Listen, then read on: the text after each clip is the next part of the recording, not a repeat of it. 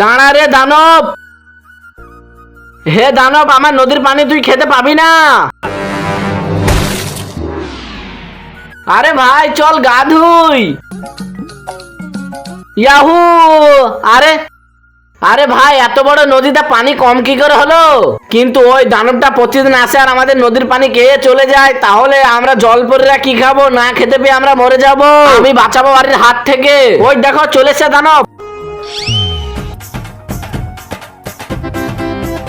এবার জলপরি বেঁচে যাবে।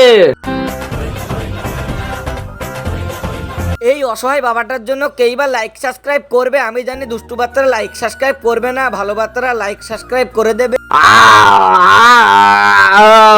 ওয়া ভাই ওয়া, তুই কি খাইলি? দানবটা মরে গেল।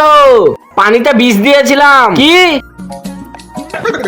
আরে ভাই তুই তো দানবটাকে মেরে দিলি, আর জায়গায় বাঁচানোর কথা সেও মরে গেল।